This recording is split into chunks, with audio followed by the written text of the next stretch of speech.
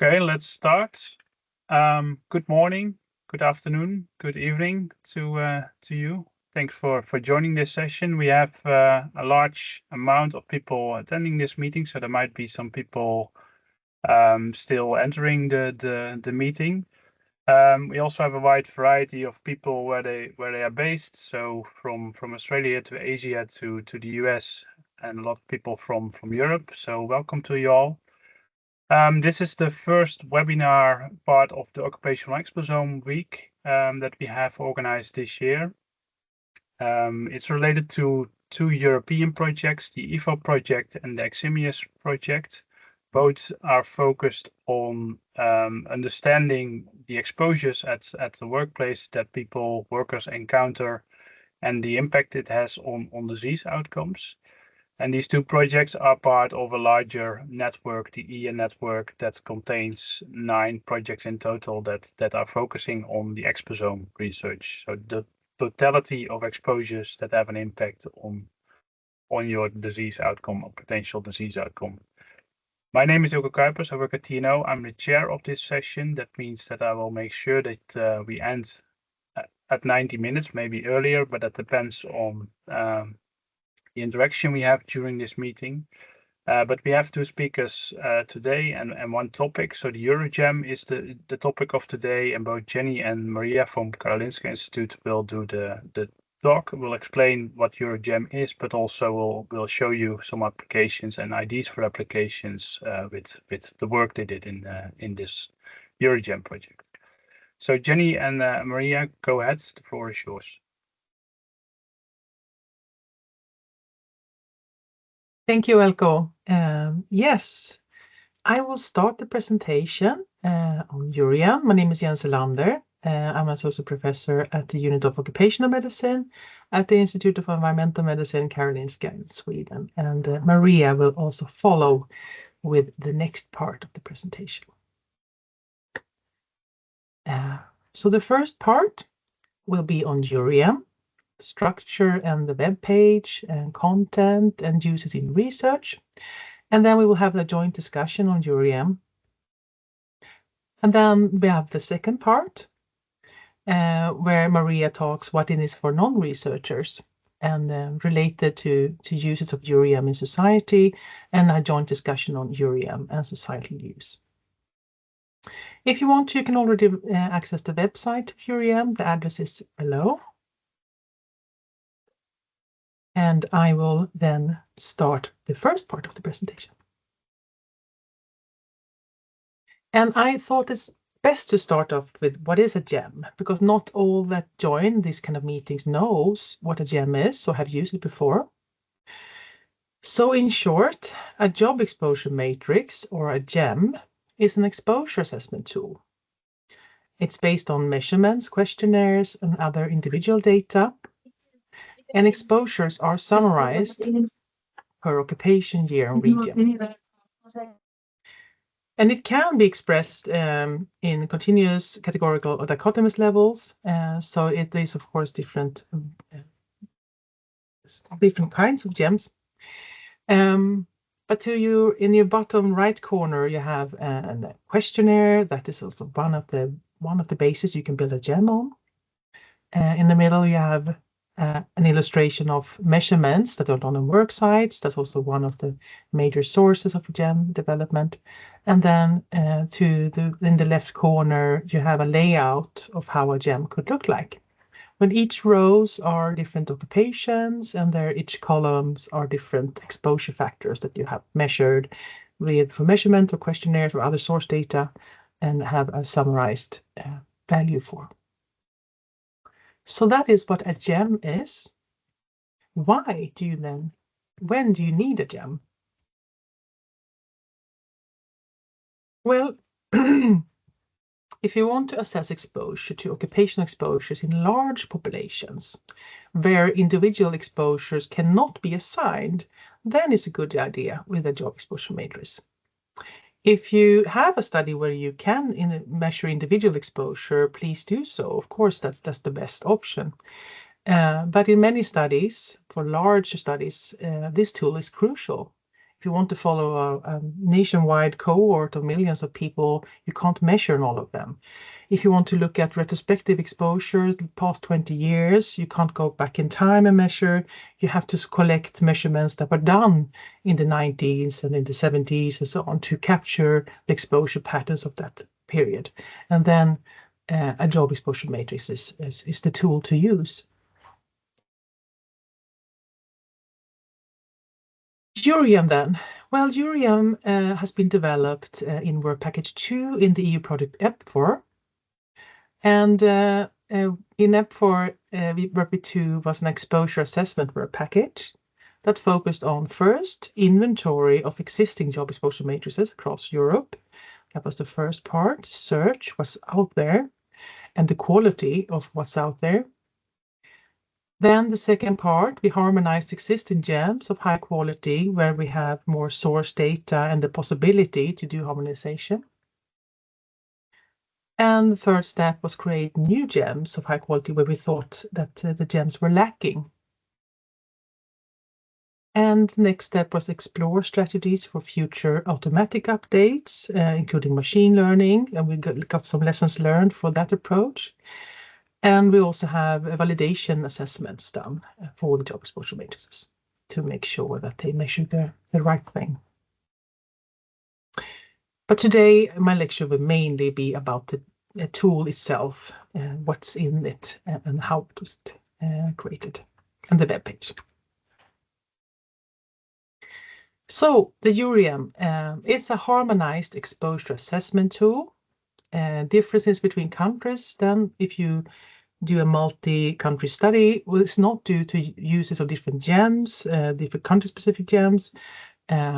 So that could be sort of at least reduced or eliminated by the uses of a harmonized exposure assessment tool that is built the same way across different countries. Of course, it's based on European populations, and we have some regional aspects in some of the GEMs, but it's a European GEM, and it's mostly valid for that context. And therefore, we based it in ISCO 88COM, that's a European coding system, for assigning each occupation a code, so that when we do analysis and so on, you can use the code and not the text title to identify occupations, for instance. There are many different systems, and ISCO 88COM is the European coding system that is highly used in cohorts. Eurojem is also multidimensional, is to assess the occupational exposome, to look at several different aspects of the exposures in the work environment at the same time, but also to look at one exposure and then adjust for other co-exposures that might occur in occupational settings. So it's a useful tool for both looking at single associations and adjust for the other occupational exposures, and also to look at a more multidimensional approach. Eurojem will be dynamic and will be updated with more exposures added, of course, both to the existing GEMs. When you get more data, we can update and make them more the GEMs more robust, but we can also add new GEMs, of course, to the infrastructure.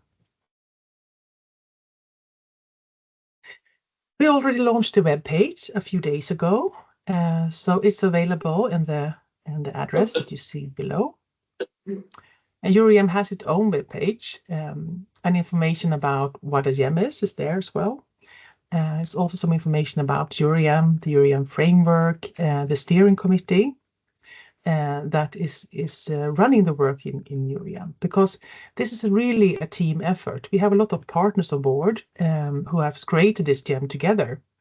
KI, we are only hosting it. We are a lot of different partners, universities and entities across Europe that have developed this GEM together, and we own it together. And you can click on the partner logo on the web page to see who has been involved and so on. And there's also contact information to persons in the different GEMs. So you can see who have been included in the development process of these GEMs. So it's really a team effort, and we own it together, but KI is hosting it, so we are the one to approach when to apply. Okay. We also have a section on different occupational coding systems. That's a crucial part if you want to attach a GEM to your cohort. Is the first thing is to really look what coding system is your GEM coded in, and to see if it's compatible, and then to see translations may be needed to this ISCO 88.com. We have a Q&A section also on the web page, and an application process, so instructions on how to apply to use Eurojem. Really happy to have your applications and to have a lots of usage, of course, of this GEM in the future. Scroll down the web page, you will see that there will be details on each GEM. There's one GEM on airborne infections agents. There's one on chemicals and particles, one on occupational heat stress. That's not really launched yet, but it's really on the way. So that will be the next GEM to be released. Already have a part of it at least displayed on the web page. And we have the occupational noise, physical workload, precarious employment, psychosocial working conditions, and solar UV radiation. If you click into one of the GEMs, you will see details on each GEM with information on data sources, construction, contact persons, and publications in some kind, because some of the GEMs have already been published, some are on the way. And here you are definitely free to contact these people to ask about the GEM and to see if there's possibility for collaboration and to hear details about the GEM and applications.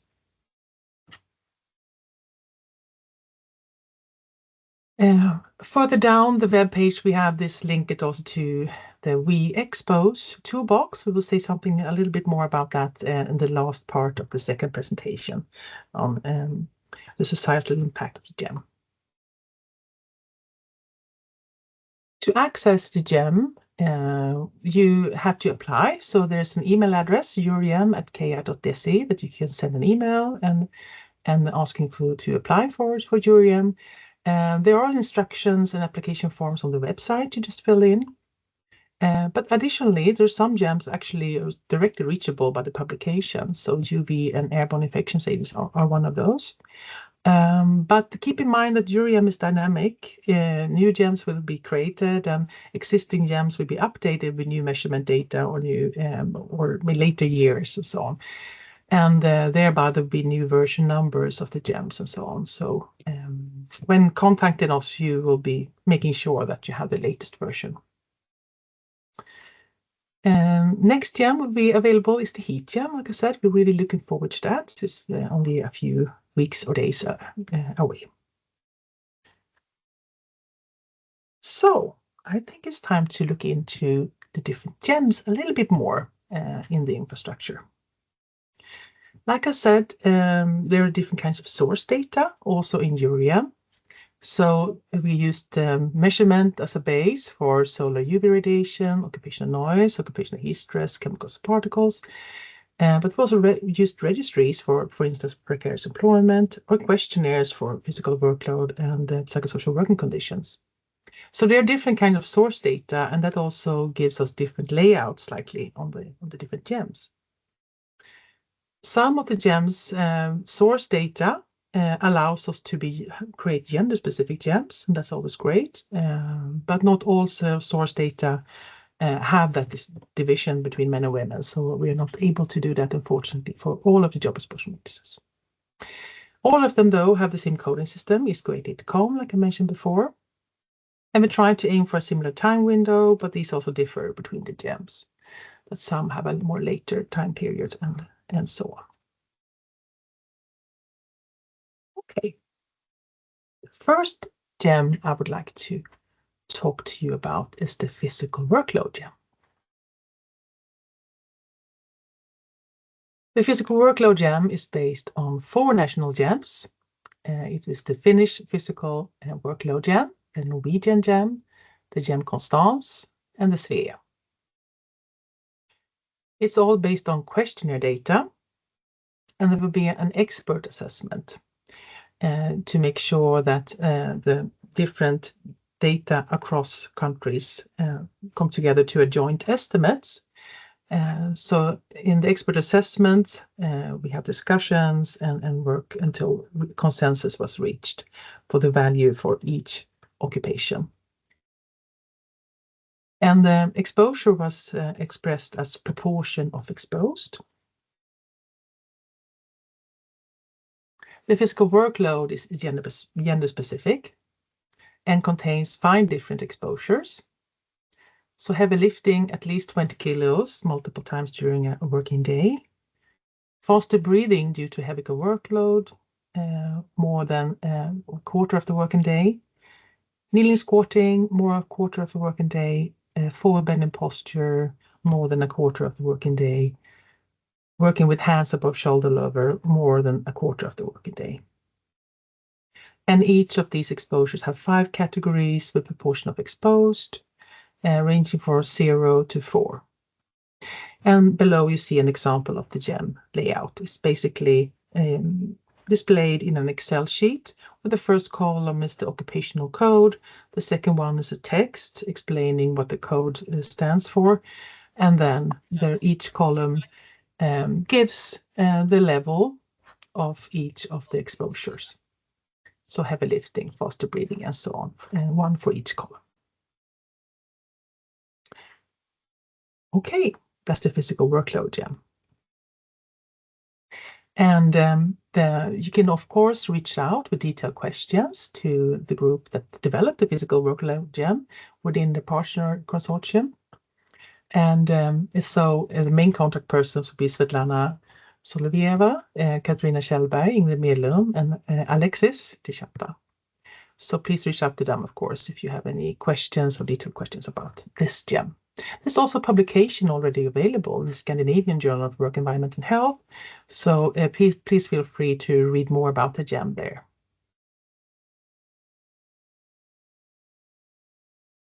The next JEM I want to highlight is the chemical and particle JEM. The chemical and particle JEM contains 4 exposures. Each represent different domains of the chemical particle total cluster. So it's a variable crystal silica dust, that's more in an inorganic particle, wood dust for an organic particle, and then a diesel engine exhaust, so that's the more combustion-related particles, and then nickel as a metal, of course.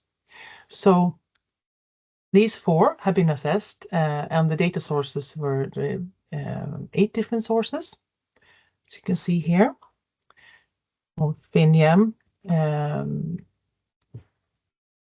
we have for Finland was used, MAT-MPES from Spain, DOMJEM, SynJEM from Europe and Canada, SVEM from Sweden, Matrices from France, Wood Dust JEM from Europe, and then an additional JEM, a diesel JEM from Sweden, and then a diesel engine exhaust JEM as well from Europe and North America.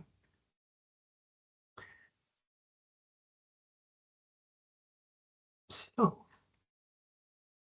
yes, and you can see that each exposure have used different JEMs here to in the harmonization process due to different availabilities and content. Okay, each of the exposures though are displayed in proportion of exposed in an occupation, and that's what you see to your right. If you had a proportion of exposed, it reached 0 to 5% or 5 to 25%, you were classified as unexposed. If the exposure in that occupation reached the exposure prevalence 25% to 75% or 75% or more, you were classified as exposed.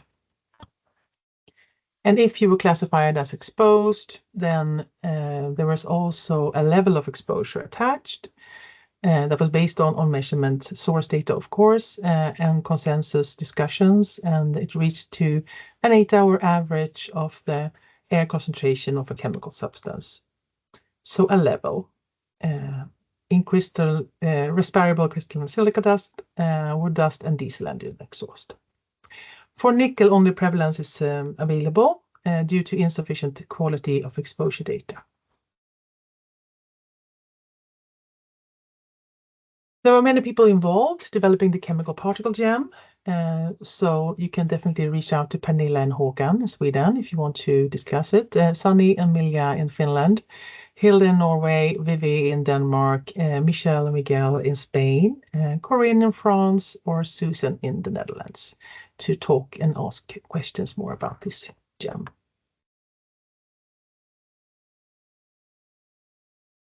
There's also a paper on the way, but that has not been published yet for the chemical gem. Now we move on to noise.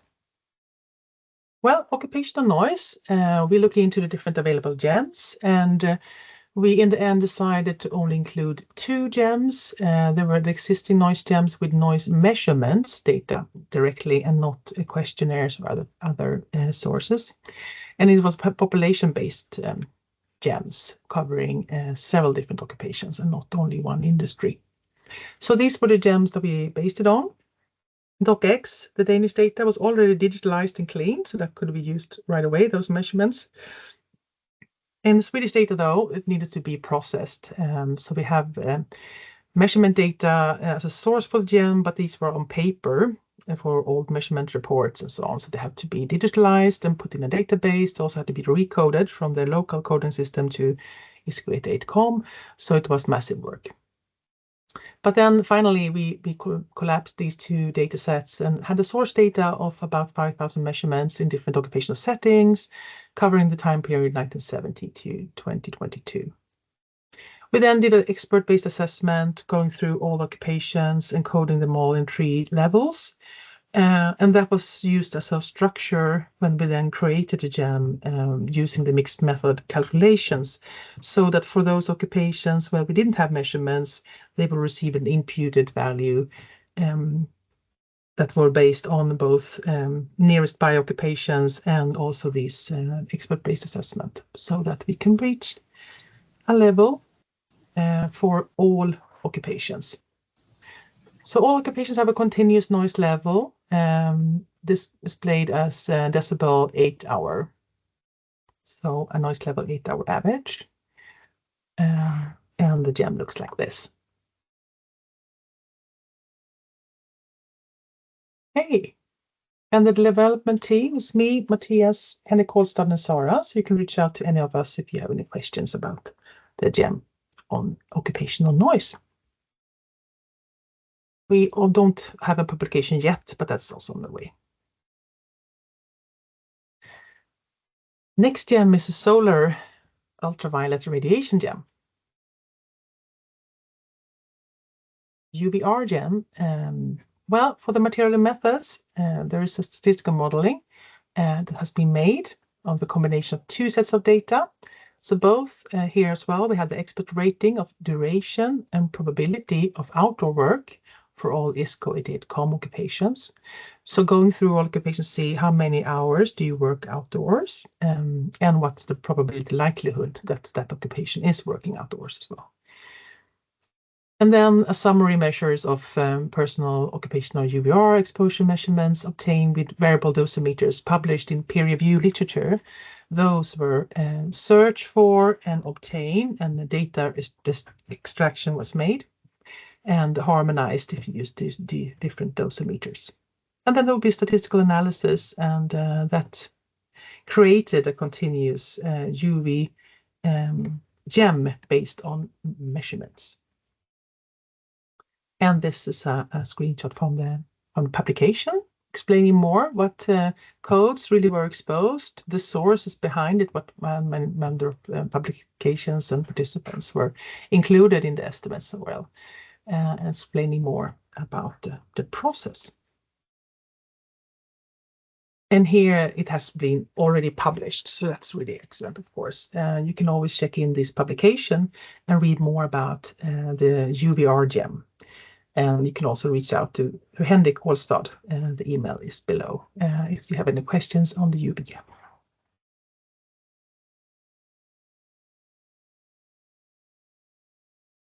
Next GEM I want to talk about is the precarious employment. In the GEM for precarious employment, we ended up with using registered data from Denmark, Norway, and Sweden. It was really a struggle to find compatible data across Europe, but this was the final decision. So the source data was registered data from the labor market account in Denmark, the FD Trygo Ordningen in Norway, and Lisa registry in Sweden. And the GEM on precarious employment shows a multidimensional score of precarious employment according to an ordinary scale. And it consists of estimates, source data on employment insecurity, contractual insecurity, temporalness, and unemployment, this income, inadequacy, income level, and then the lack of rights, unionization in the different occupations. And the unit was proportion of individuals with precarious employment within each occupation. And regarding time frame, it was chose to look at 2008, 2013, and 18 with a 2-year plus and minus around these years. Because precarious employment, of course, is something that has shifted a lot in Europe and across time, so it's very important to use data from the time point you really want to investigate. We have subcategories in this GEM on gender and age specifics details. And the GEM structure looks like this, like many of the other GEMs, with a ISQA.com code, a text explaining what it stands for, and then a value proportion of precarious employment in that occupation. If you want to reach out more and learn more about the precarious employment, you're also we're happy to have you contacting Theo Bodin and Julio Hernando to ask about details. They also say that sometimes, since precarious employment is really a moving target, that there's so much differences across Europe, you also are able to use their programs for calculating precarious employment. So you can use your own source data, individual source data, and have the programs or the algorithms to program it yourself. That's also a very good idea sometimes to really capture the latest in your part of Europe. So please reach out for them if you're really interested on the program details there, the scripts.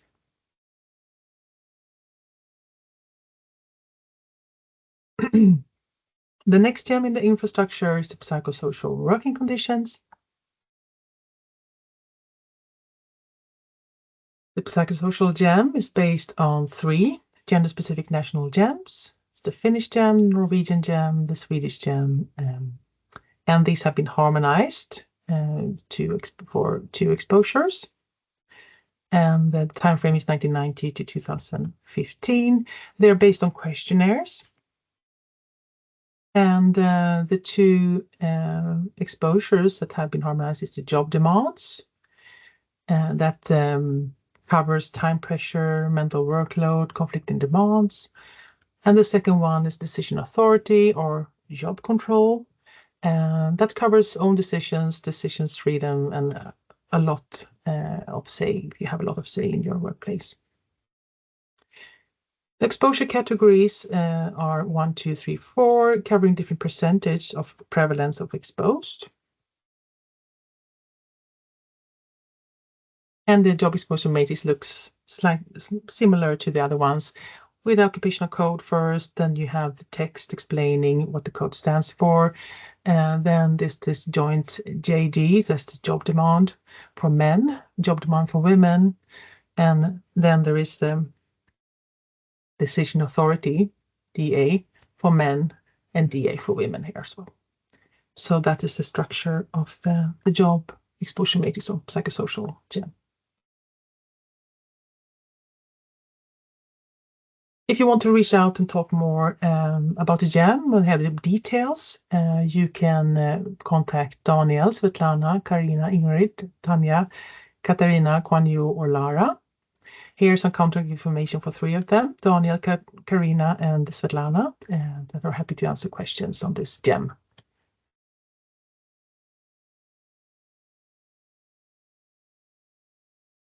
The final GEM I want to present is the airborne infection agents GEM. It's based on the COVID-19 gem. When COVID hit, this actually was a network creating a gem for COVID-19. So that was used as a starting point. But then we supplemented it with other expert assessments and other decisions to form a more overarching infectious disease gem. So it was based on expert assessments. There was 10 European researchers involved in creating this gem. One from Denmark, or some from Denmark, some from Netherlands, and some from United Kingdom. Information from Eurojem on solar UV that already presented was actually also used partly to create this gem, and that was the extent of indoor work. So number of hours of outdoor work also shows a number of hours indoor work, and that could be used here to create this gem.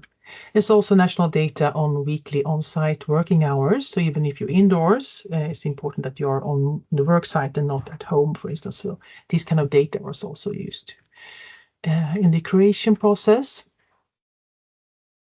Then we have different parts then of the gem. We have different factors, 5 different factors. One was hours per week on site, hours working indoor, number of contacts, nature of contacts, in close physical contact. And all of these were then scored as low, elevated, and high.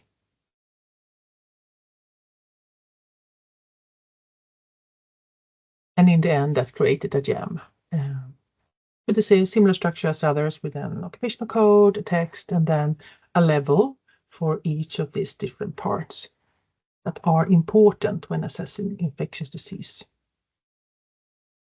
This could be used separately and also combined to look at the risk in each occupation.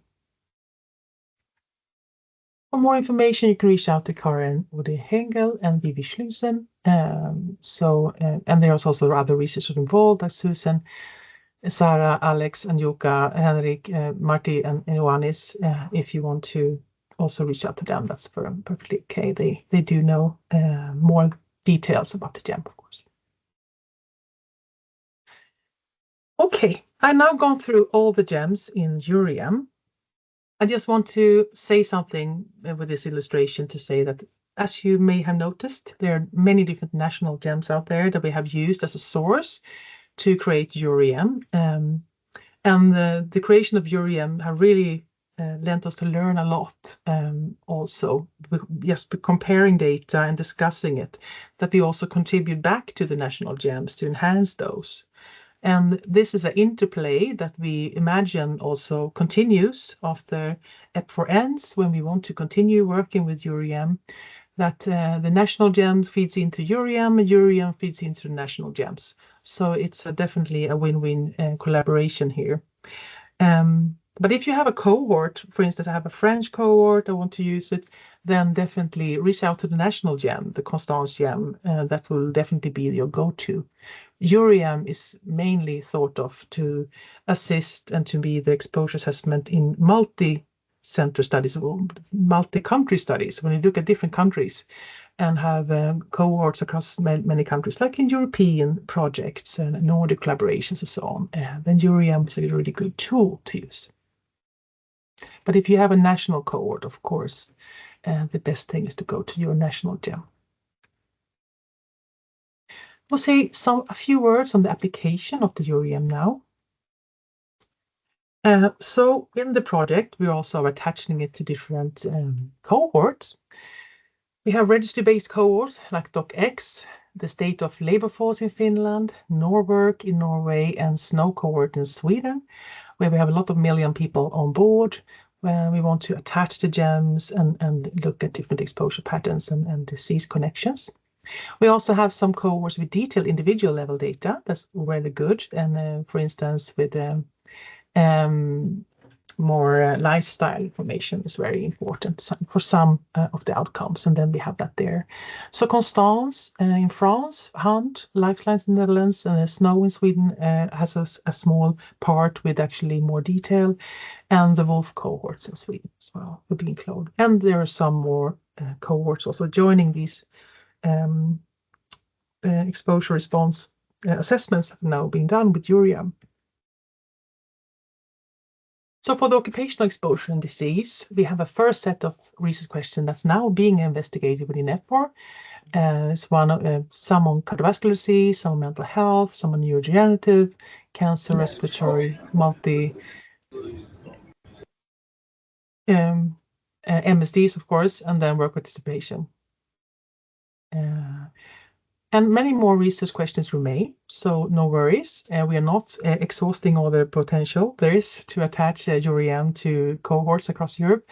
The need is so great, and we are definitely cover a little small part of it and learning a lot that we can show you if you want to use these GEMs in the future for future research. We have a lot of knowledge to give you.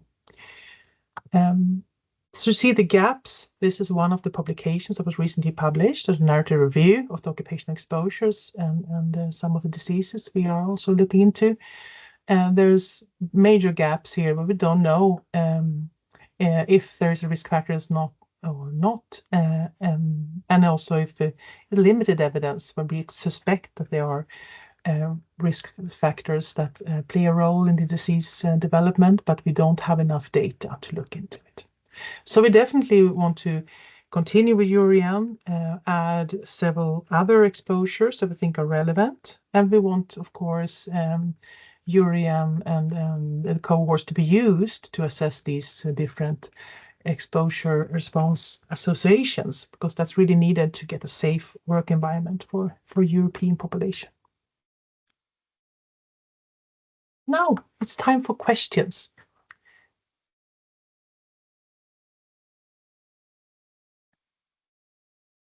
Maybe stop sharing a bit so we can see each other more. So you have the opportunity to ask questions in the chat or raise your hand, and Elko will be moderating, right, Elko? Yeah, you exactly said it right. People can raise their hands if they have a question and speak up, or put a question in the chat and then I can read it and answer you, Jenny.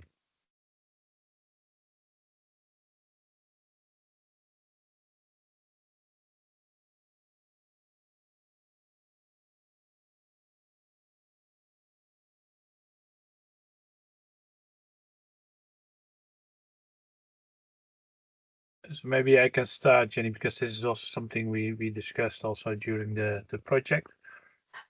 So you harmonized a lot of national GEMs. Can you tell a little bit about how broadly this Eurojem can be applied, and how can you, for example, apply it in a country where you don't have a national GEM as a basis? Yes, we think so. So if you don't have a national GEM and you are, especially in Western Europe, I think it's very definitely okay to use Eurojem. Depends on the exposure though. Some have really good coverage across Europe and some have used more limited area to base their GEMs. But I think overall, I think Western Europe is good have coverage of. Unfortunately, not the same for Eastern Europe. But the chemical GEM had at least used Eastern European data as well. So at least for some of them, that would be also more generalizable. But that is definitely something we're looking into. More data from Eastern Europe to build on the GEMs would be great. Question from Peter. Peter? Yes, I was wondering, maybe I missed it, but is there also a possibility to add a kind of uncertainty in the analysis? Because at the end it's an average of something, but we know that no one is really fitting the average, and so there is an area where it fits into. So can you maybe say something about that? Yeah, that's a good question. We don't have an interval usually in these GEMs, but we do have the proportion of exposed and sort of these kind of uncertainty that we could. So if an occupation is 100% exposed, we know that these are exposed, then you limit your analysis to that. And especially for the chemical GEM, when they both have prevalence and you have intensity, you can look at intensity in those with higher prevalence and get a more sort of certain estimates in that. Yeah. Okay. Good. There's a question in the chat from Janne. Can Eurojem also be used outside research, for example, in policy or risk assessments? Yes, we think that there are some uses there as well, and we have the next lecture. So, of course, we could, if there's no questions, move on to Maria and then have some more questions afterwards, because that's definitely what Maria will be talking about in the next lecture. So maybe we can move to the presentation of Maria then, and then if there are still questions for you, Jenny, we can. Well, there's one more question in the chat, so Yeah, okay, let's do please that do one. that first. Can you tell us something about the research questions investigating exposure and cancer? What kind of questions? Also the role of chemicals. Can you refer to the project name or contact person? Yeah, you can definitely contact Michelle Turner, but that's mainly the first step will be UV and cancer. So that is the first associations that have been assessed now in EPHOR. And there are plans for moving on, but the person leading the cancer group is Michelle Turner. So it's perfectly okay to in ICE Global. And if you don't have her contact persons, we can, of course, let you know. Later in this exposome, Occupational Exposome Week, there will be also a presentation about not specific this topic, but a relation about exposure and disease. So there will be also there a linkage with the Eurojem and the associations with disease outcomes. For sure. Okay, I suggest that we move then to the presentation of Maria, and then afterwards we still can take some questions. Thanks, Jenny. Of course.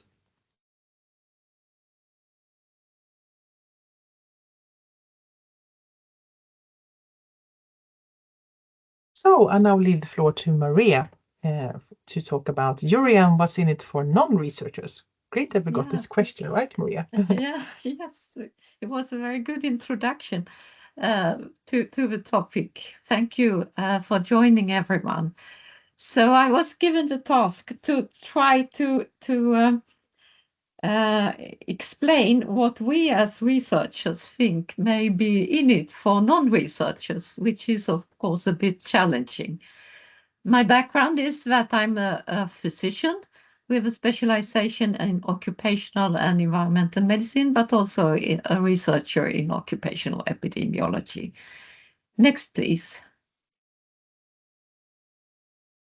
So first, before going into applications, I would like to present an acknowledgement that without the data we had access to, there would be no Eurojem. And the bulk of this data actually come from national, organizational, and individual non-research efforts, although there are also typical research projects which have also been used as a basis.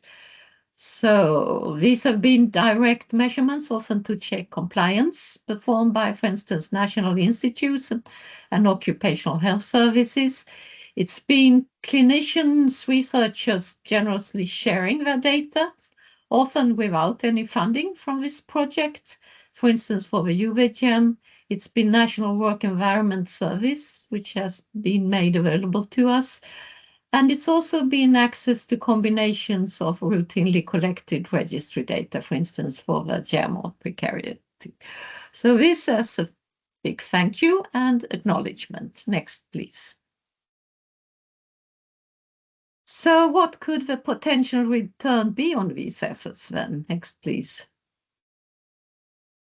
So I'm going to present some suggested potential non-research use or users. And I'll start with presenting some of those which we already have some experience of and where the confidence in the usability would be higher. And then go on to some where it's been used to very JEMs have been used rarely or maybe not at all. So please, next, Jenny. So where we already have some experience, I think, is in using JEMs to assess exposure prevalence. For instance, when estimating the impact of a new regulation, say a new occupational exposure limit for respirable crystalline silica, you would like to know how many are exposed on a national level, maybe also on the EU level. And you would also like to estimate the disease burden, and that's been done already using some GEMs that have been available on a more limited basis, national or some countries in Europe. And I think then we have the distribution of exposure, who is exposed, if you see, look at men and women, and that could be a way to see where you need training or targeted communication because of this exposure.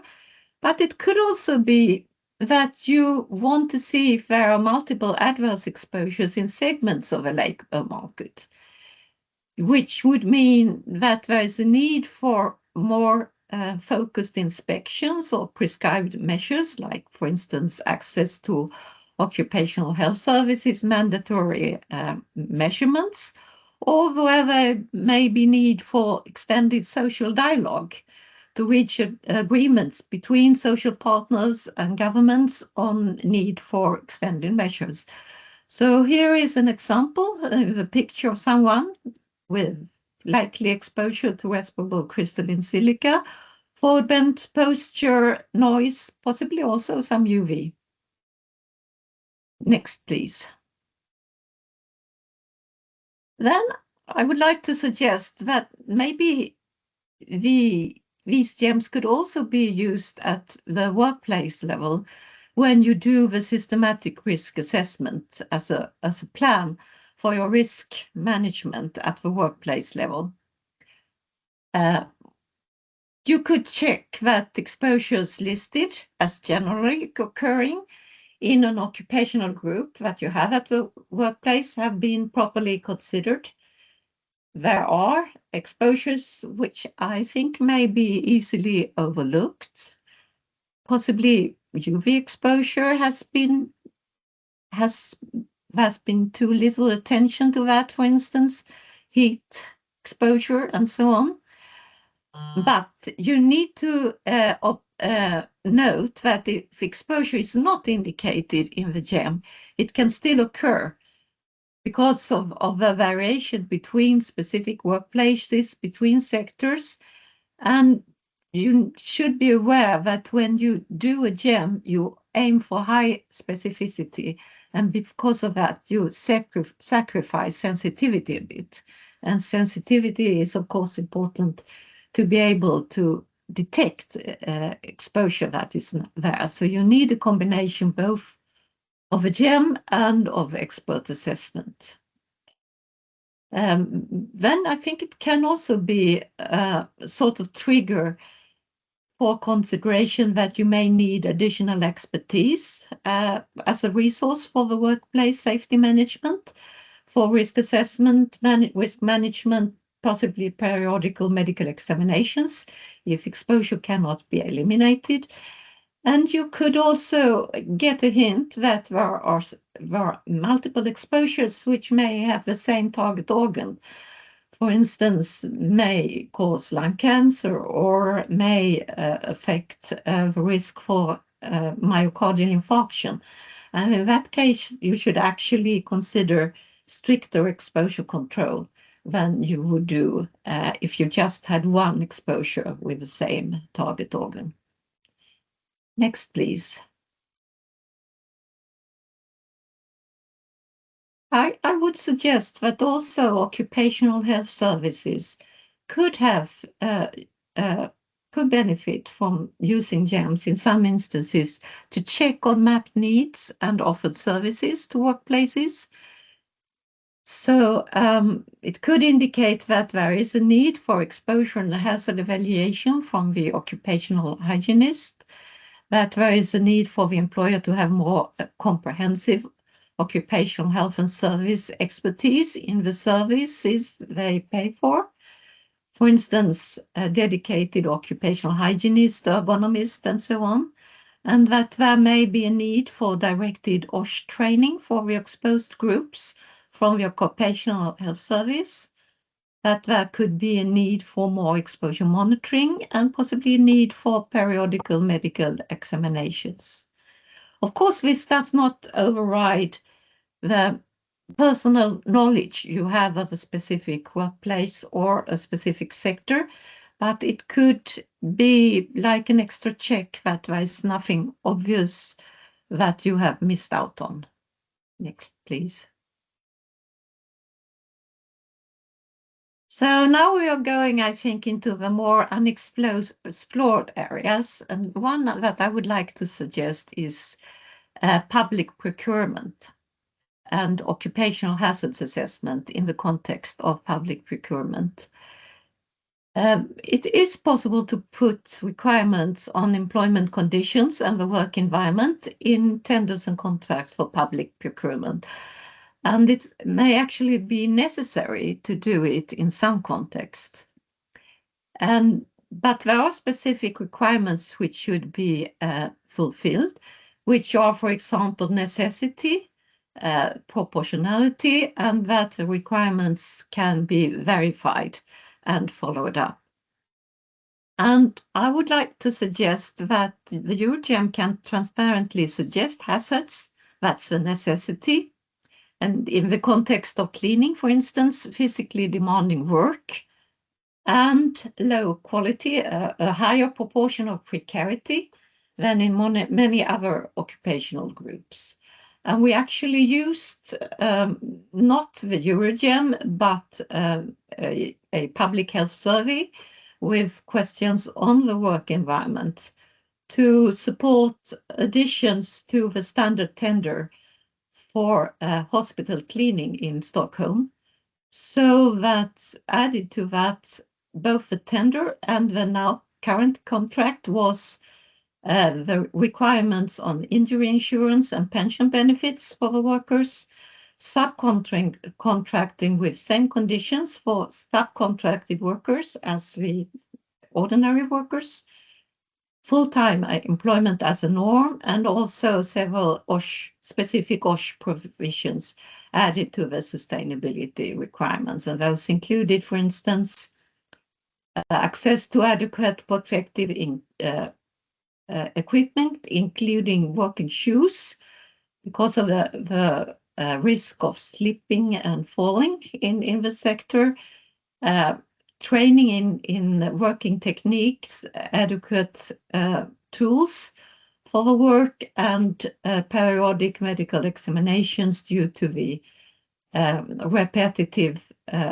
type of work, and also access to occupational health service throughout the contract period, and collaboration with the representative of the workers at the workplace, for instance, the labor union, and a documented systematic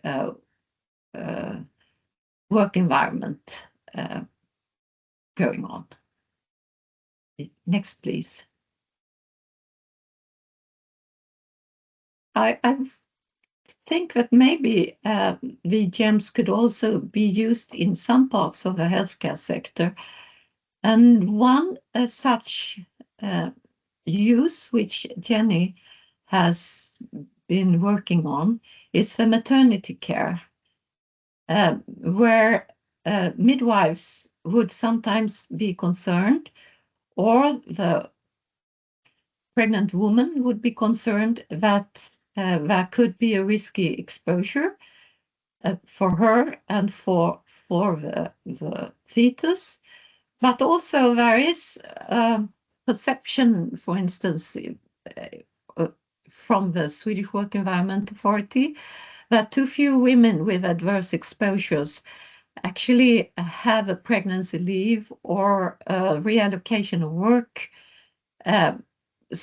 so that in practice, too many women are exposed, pregnant women are exposed to things they shouldn't be exposed to during pregnancy. And then there could be the potential to have a red flag for potential adverse exposures during pregnancy in the occupational group, for instance, too high noise levels.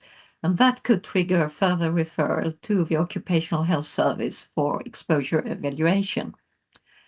Another such application within the healthcare system could be in rehabilitation, return to work, where you would maybe need to target a reduction of exposure or even elimination of harmful exposure at an early stage in the process.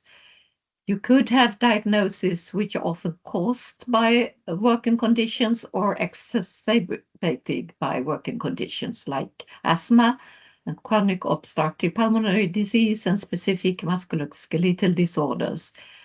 And then it could be useful to see if potential adverse exposures have been considered and contact, for instance, the Occupational Health Service. But of course, what you would find in the Eurojem should not override information from the patient, from the Occupational Health Service, or from the employer. Next, please. And then we have also seen that the JEM on airborne infections has been predictive for COVID, for influenza type A and B, and also from pneumococcal pneumonia. And it's now been updated for post-COVID conditions. So one could argue that it could maybe a gem like this could be useful for pandemics or other types of airborne infections when they occur as an emergency and you want to identify at-risk workers and reach out to these workplaces and sectors and maybe have provisions for vaccination and so on. Also another potential such emergency application would be heat spells and outer workers, where the Eurojem for heat will include both meteorological data and physical workload, so the metabolic rate, which creates an internal heat, it generates body heat, which will then add to the external heat exposure. Next, please. Of course, limitation strengths for these types of applications, and there's also the issue of how to access. Next, please. So obvious limitation is that the labor market work and working conditions change rapidly. And when you especially when you as a non-researcher want to use the GEMs, you would like to be sure that it's relevant. The data you get are relevant for what you want to know. So you would need to consider if the exposure period covered by the GEM is relevant for current conditions. Also, exposure may be highly variable within an occupational group by sector. For instance, if you consider machine operators, waste recycling, that could vary to a large extent. Also by company size and with regard to precarious work by age, for instance. So I think that the indicated exposures will still be a starting point for further evaluation. But if there is no indicated exposure, that's not evidence, it's not there. So it cannot be used to, for instance, refuse compensation if you have such issues. Also, another obvious limitation is that it's a limited number of exposures, and the limitations are mainly with regard to chemicals assessed and psychosocial exposures. And there are critical data gaps for Central Europe for most of the exposures. So I think it's to be recommended to consult national expertise to assess if the GEMs that are available from Eurojem are reasonably applicable and the likely direction of misclassification if you apply them. Next, please. Strengths, on the other hand, would be the transparency. The procedure for generating the GEMs is documented in detail, and you can find that at the webpage of the Eurogem that you have in chat and Jenny also showed, there's a much improved coverage as compared to what's been available before. Estimates can be obtained for several countries, and there's simultaneous assessment of several exposures. And I think that's really important when there may be the same target organ, as I mentioned before. And it also means that there can be a rapid assessment of a need, of a focus for interventions in the face of new evidence of risk. Next, please. So when we come to the critical issue of access, I'm afraid this slide is a bit messy, but if you start looking at the right-hand side of the slide first, I think we would recommend that for access you try the WeExpose interactive tool first, which is especially created for non-research use of Eurojem. This tool, which will be available shortly, is open access, and there you will have the data immediately available. It is interactive, and you get visualizations. It's adapted to the current ISCO code, for instance, which is used in, for instance, the labor force survey, which is the ISCO 08, while the Eurojem that you get from Jenny would be in ISCO 88. And it is matched with the workforce in Europe and in the different EU countries. If you use data from this tool, it's transparent for other stakeholders. If they go in and do the same thing, they'll get the same result. It's maintained by TNO, and Eurojem will feed in with revisions of existing JEMs, but also with new JEMs into this tool.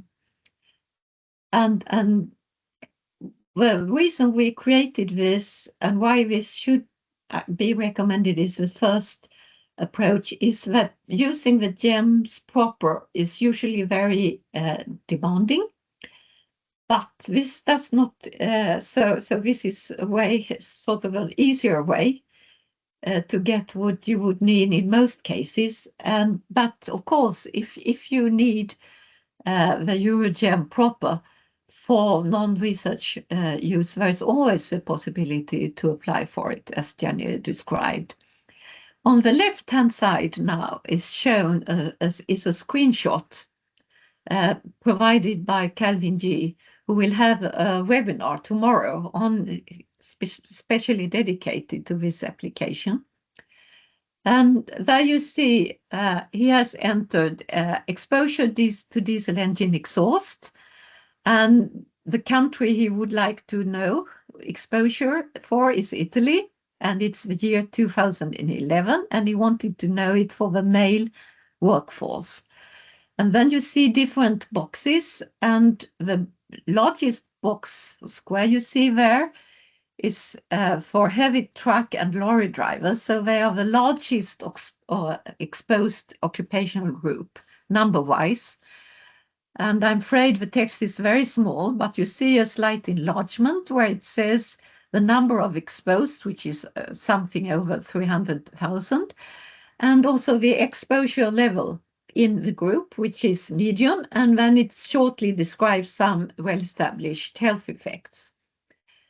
The color of the box indicates the exposure level, so there are smaller boxes which you can see where you have a higher exposure level indicated by a more intense color, and others which have a lighter color, which means that there is exposure, but it's lower.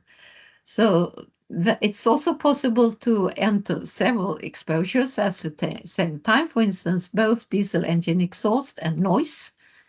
And you can add also both genders, for instance.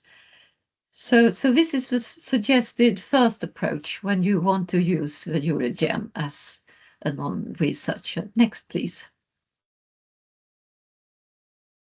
So finally, I'd like to open to discussion with suggestions of overstatements, or is it tunnel visions? Because it's obvious to you that there would be low-hanging fruits, which we have not suggested. Thank you. Thank you, Maria. Very nice future outlook of how Eurojem can be used not only by researchers but also by other stakeholder groups. Are there specific questions for Maria, or are you having other thoughts about this this last slide and discussion that's Maria would like to start?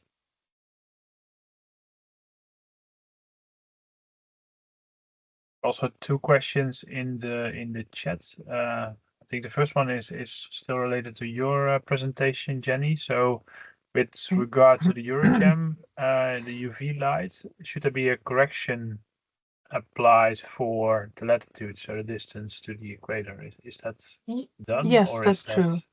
No, it's Okay. included a correction for season and for latitude actually in this. Yeah. Okay. The second question, what is the assumption made in the development of the matrices? Jobs as done or jobs as how people imagined it? Sorry, could you repeat the question, Elko? So is there a difference between how jobs are executed, so how people perform the job, or is there an idea about how a job should be done? So is there information about how people really work versus how you expect a welder, for example, is welding? And that human factor. in all exposures. No, yeah. Good question, of course. It's based on measurements and questionnaires and so on. So it should be more compatible with how people are working. But of course, there's always assessments and expert judgment into the process when assessing this. But I would say that at least I think it's in alignment with how people actually work, since it's based on this kind of data. Yeah. Okay, thanks. Are there more questions from people that heard both presentations? One more practical question is about recording. They will be made available. We also will be sharing a short survey about your experiences with this webinar, and also to collect some input from you. There's one question from Doreen. Are all exposure data in JEMs based on questionnaires? What are pros and cons with regard to questionnaires compared to measurements in environments of into bodies? So yeah, I think it's depending on the exposure. Sometimes the questionnaire is better because psychosocial is very hard to measure in another way than asking people, and it's very much how you feel about things that should be assessed. So I think questionnaire there is quite important. And then you have aspects like UV or dust. That's very hard for people to say. How much are you exposed to? To dust exposure chemicals and even noise, even though sometimes questionnaires are used for assess noise. It's better with measurements because those are it's really difficult for workers to assess themselves. So it depends on the exposure if you prefer to use questionnaires or measurements, I would say. Yeah. thanks. Any more questions?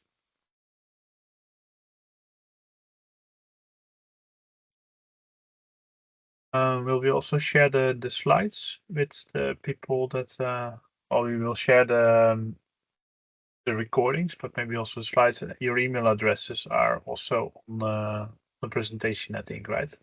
Yeah, but it's also on the web page. You can also reach all the right. emails and addresses on the web page for Eurojem if you want to easy access them. Yeah. Okay. Okay. If there are no more questions, I think then we can end. Thank you very much, Jenny and Maria. As I already mentioned, this was the first webinar of this Occupational Exposome week. So there will be tomorrow 2 more, and next week there will also 2 additional webinars. I think the one by Kelvin was already mentioned, so that will be really a tool that makes use of the Eurojem. The last one was also mentioned, so the relation about exposure and disease. And there are 2 more about exposure assessment. Tomorrow is more about standardization, but also practical considerations when you apply different exposure methods.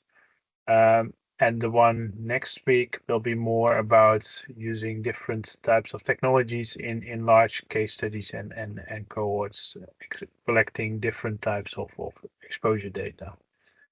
For now, thank you. We will be sharing a short survey after this session is closed with the participants, just to collect some feedback from you, but also to collect your idea about what we should next and what should have the focus on in relation to this topic, so the occupational exposome topic, because that helps for us to also steer or research in the future. Thank you very much. Thanks again, Jenny and Maria, and hope to see you later on in this week or next week in one of the other webinars. Thank you.